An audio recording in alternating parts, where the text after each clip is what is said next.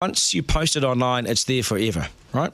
Well, maybe not. The right to be forgotten is a law that allows for someone to make an appeal for personal information to be hidden from public searches. And now you're all thinking, oh, can that be me, please? In New Zealand, the current law says personal information may be held as long as is necessary. Should we have a law that allows people to erase their online past? Good luck with that. Here with more information on the subject is CEO of Gorilla Technology, Paul Spain. G'day, Paul. Good morning, Duncan. Good to have you on the program. Is this possible?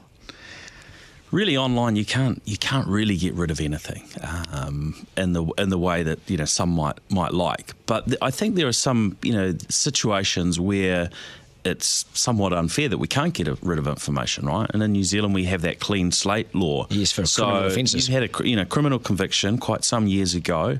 Well, the slate is wiped clean, but actually somebody could go online and maybe pull that up. So, I think there's some reason that it's worth investigating. But isn't the internet? It's like a terminal illness, isn't it? I mean, this is with us forever. I mean, where do you delete it to? To the delete box, which you can open?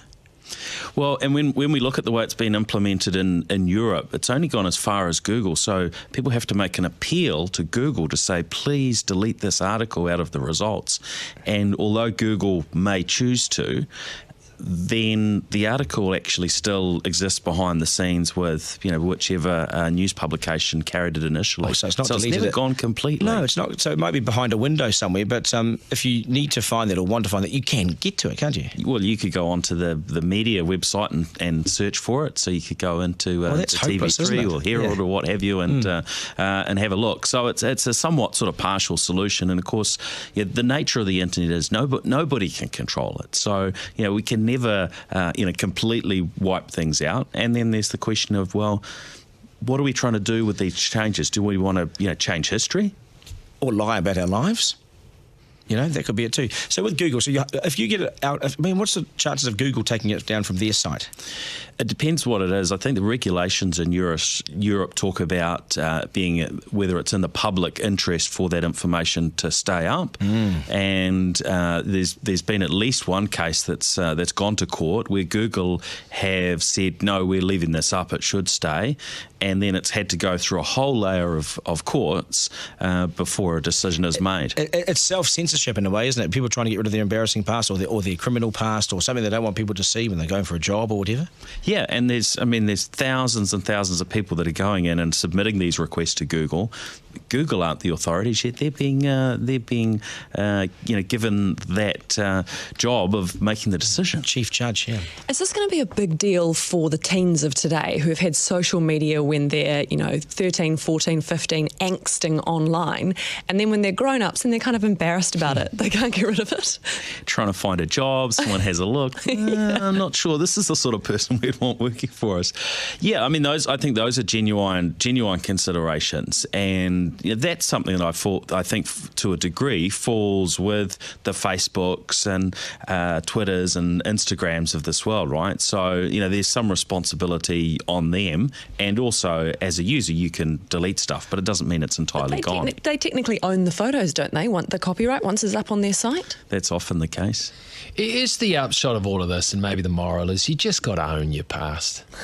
You just got to own it. You got to learn from it. I've just Googled myself, and I've realised that I've got a lot to learn.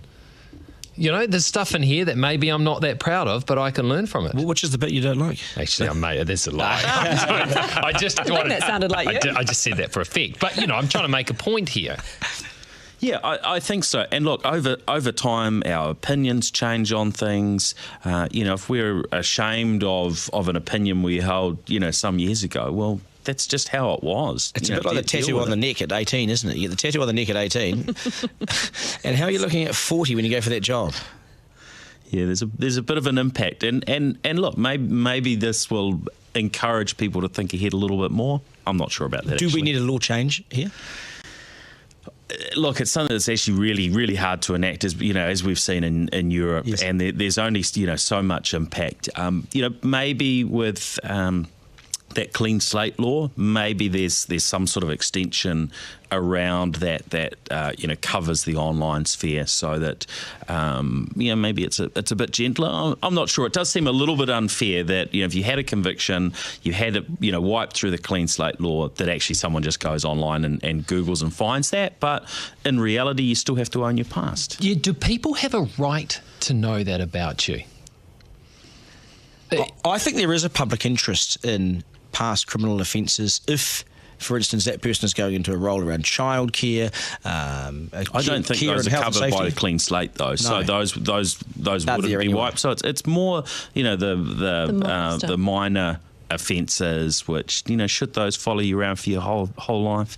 Probably well, they not. really will always. So if I had taken a dick pic and Oh God! and it was circulating around, I could under this actually make sure someone with the skill to do it could get rid of that for me. I'd have a right to get rid of that. Good luck with that, Mark. Isn't that different? If someone was spreading that around about you, then that comes under different legislation, isn't it? Because they shouldn't be sending pictures that you've not authorised them to send What around. about if I released it in the first place? Well, that's different. What a beast of a man. Once these things are out there, it's very hard to close them down, and the European regulations certainly wouldn't cover that type of situation. It would be pornography, and we'd arrest him.